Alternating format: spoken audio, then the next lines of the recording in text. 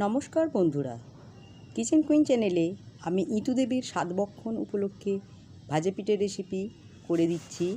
সেই ভাজা পিঠের রেসিপিটি কেমনভাবে আমি তৈরি করছি দেখুন। এই ভাজা পিঠের রেসিপিটি একটা চমৎকার পিঠে, যেটাকে আমরা তেলের পিঠে হিসাবেও ধরে থাকি। এই ভাজা পিঠের রেসিপি মা ইতু দেবীর একটা প্রধান ভোগ। তাই চলুন দেখে নেওয়া যাক এই ভাজা পিঠের রেসিপিটি করার জন্য কি কি লাগছে। এই ভাজা পিঠের রেসিপি করার জন্য প্রথমেই আমি নিয়ে রেখেছি 500 গ্রাম চালের গুঁড়ি, আর নিয়েছি 300 গ্রাম আখের গুড়, আর নিয়েছি 1 টেবিল চামচ গোটা মৌরি। আগের দিন রাত্রি থেকে আমি সিদ্ধ চাল জল দিয়ে ভালো করে ধুয়ে রেখেছিলাম। পরের দিন সকালবেলা জল ছেঁকে চালগুলোকে ভালো করে শুকনো করে নিয়েছি। নিয়ে আমি মিক্সার গ্রাইন্ডার নিয়ে চালগুলোকে খুব সুন্দর করে গুঁড়ো করে নিয়েছি। দেখুন, খুব মিহি করে এই চালের গুঁড়ো করে নিয়েছি। এইবারে আমি এতে আখের গুড় হাতের সাহায্যে খুব ভালোভাবে মিলিয়ে নেব। প্রথমে নিয়ে নিচ্ছি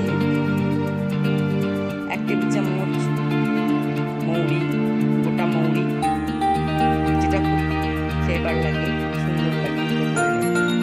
আর নিয়ে নিচ্ছি আখের গুড়,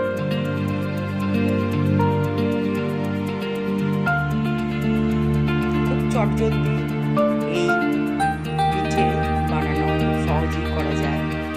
হ্যাঁ, আপনাদের আগে বলে রাখছি, এই ব্যাটারটা বেশ ভাজার অনেক আগে করে রাখলে খুব ভালোভাবে পিঠে ফুলে ওঠে।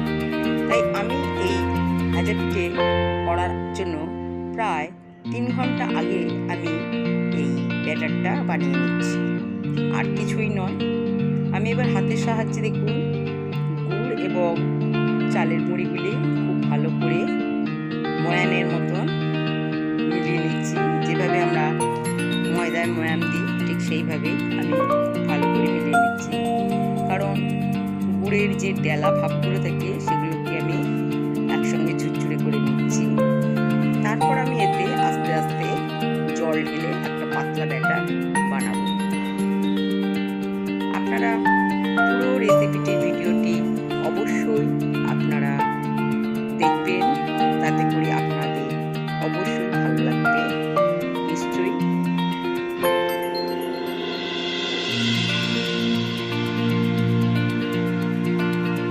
এবারে আমি দিয়ে দিচ্ছি বেশ পরিমাণ মতন জল, নিয়েছি 1 গ্লাস মতন জল। এবারে আমি হাতার সাহায্যে খুব ধীরে ধীরে সমস্ত গোলাটাতে মিলিয়ে নিচ্ছি। দেখুন, খুব ভালো করে এটা মিলিয়ে নিচ্ছি। প্রায় গোলাটা তৈরি হয়ে গেছে। এইবার আমি এতে দেব 1 কাপ মতন গমের আটা, যাতে বেশ একটা বাইন্ডিং আসে। কারণ চালের গুঁড়োটা ঝুরঝুরে থাকে, তাই একটা খসখসে ভাব রয়েছে।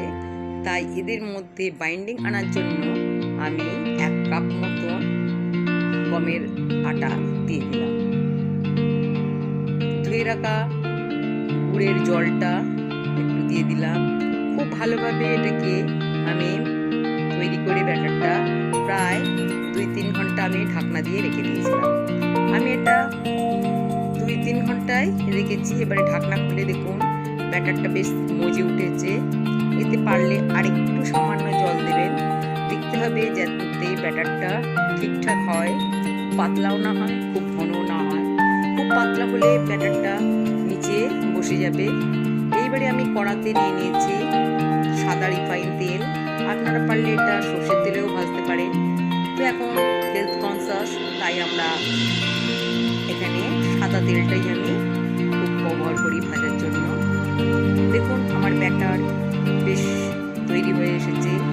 অনেকক্ষণ মজে ছিল, সমস্ত জিনিসটা বেশ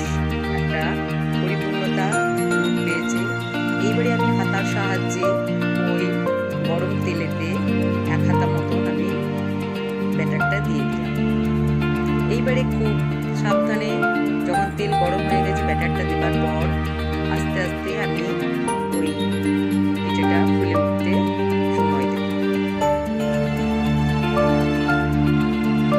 দেখুন লুচির মতন প্রায় ফুলে উঠলো, একদম ফুলে দুফা হয়ে গেছে। এইবারে আমি একটা একটা করে ভাজা পিঠে তুলে নিচ্ছি।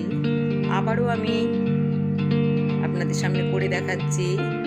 আবারও 1 হাতা আমি ব্যাটার গরম তেলের মধ্যে দিয়ে দিলাম, আর খুন্তির সাহায্যে তেলটা উপরে দিলে উপরের অংশতেও তেলটা পাবে এবং উপরের অংশটাকেও ফোলাতে সাহায্য করবে।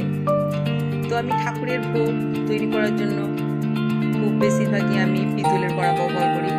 তা এই পিঠেটা যেহেতু ঠাকুরের, তাই আমি ঠাকুরের ভোগ হিসাবে আমি পিতলের কড়াই আমি ব্যবহার করেছি। দেখুন পিঠে একদম লুচির মতো প্রায় ফুলে উঠেছে। যত ফুলে উঠবে ততই বেশ ভালো লাগবে।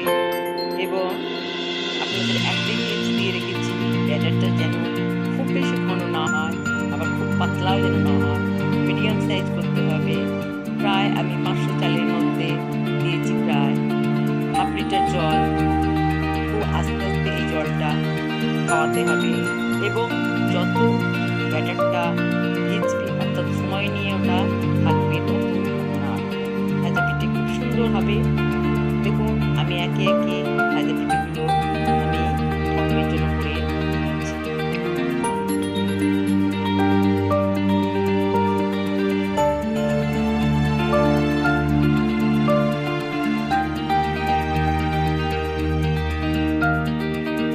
আজ সন্ধ্যেবেলা এটু দেবী ভাসানের দিন, তাই আমি তার সাধ ভক্ষণের জন্য এটু দেবীর প্রিয় ভোগ এই ভাজা পিঠের রেসিপিটি আপনাদের সামনে তুলে ধরলাম কিভাবে করছি।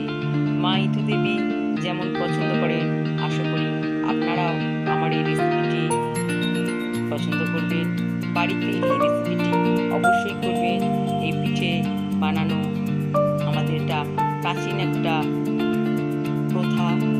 এই পিঠে পৌষ মাসে আমাদের খুবই উপাদেয় একটা রেসিপি পিঠের মধ্যে পড়ে। বাঙালির 12 মাসে 13 পার্বণের মধ্যে এই মহা পার্বণ হচ্ছে পৌষ পার্বণ। অগ্রহায়ণ শেষ দিনের বিদায় বেলায় আমরা এটু দেবীকে এই পিঠে করে আজকে আমি আমার মনস্কামনা বাসনা পূরণ করছি। আশা করি আপনাদের এই পিঠের রেসিপিটি ভালো লাগবে। আপনাদের কেমন লাগছে অবশ্যই আমাকে লাইক, শেয়ার ও কমেন্ট করতে ভুলবেন না কিন্তু। আর নতুন নতুন বন্ধুদের অবশ্যই শেয়ার করতে ভুলবেন না। নতুন বন্ধু তোমাদের জানাই আন্তরিক প্রীতি, শুভেচ্ছা ও ভালোবাসা। এবং তোমরা অবশ্যই আমার চ্যানেলকে সাবস্ক্রাইব করবে এবং পাশে রাখা বেল বাটন প্রেস করে রাখবে। অবশ্যই এই বেল বাটন প্রেস করে রাখলে আমার নিত্য নতুন ভিডিও, নতুন নতুন রেসিপি তোমরা সবার আগে দেখতে পাবে। আমার পুরাতন অনেক রান্নার ভিডিও করা আছে, সেগুলো অবশ্যই তোমরা দেখবে এবং সেই নতুন নতুন রেসিপি কেমন লাগলো আমাকে জানাতে ভুলবেন না কিন্তু। এবং সেই সমস্ত নতুন নতুন রান্না আমাকে তোমরা করে অবশ্যই ট্রাই করবে। দেখো আমার পুজোর জন্য তৈরি ভোগের পিঠে তৈরি হচ্ছে একে একে।